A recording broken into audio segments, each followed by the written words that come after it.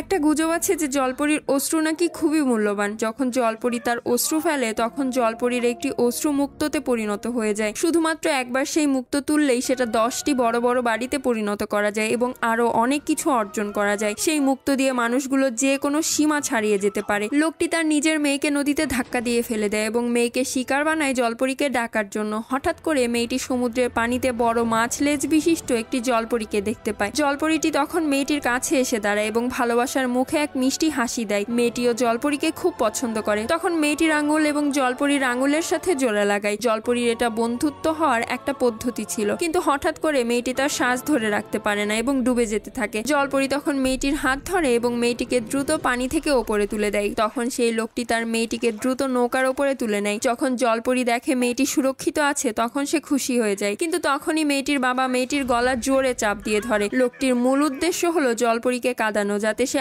আরো বেশি মুক্ত পেতে পারে। যখন জলপরী দেখে যে মেয়েটি প্রায় শ্বাস নিতে পারছে না তখন জলপরী দুঃখে তার অশ্রু ফেলতে শুরু করে। যখনই অশ্রুর ফোঁটাটি পানির পৃষ্ঠে গিয়ে পড়ে তখনই সেটা উজ্জ্বল এবং পরিষ্কার মুক্তাতে পরিণত হয়। কিন্তু সেই লোকটি তার মেয়ের গলা আরো শক্ত করে ধরে। তখন মেয়েটি প্রায় নিঃশ্বাস নিতে পারে না। জলপরী তখন মেয়েটিকে দেখে আরো বেশি কষ্ট পেয়ে কাঁদতে থাকে। পরের ভিডিওটি দেখার জন্য প্লিজ সাবস্ক্রাইব।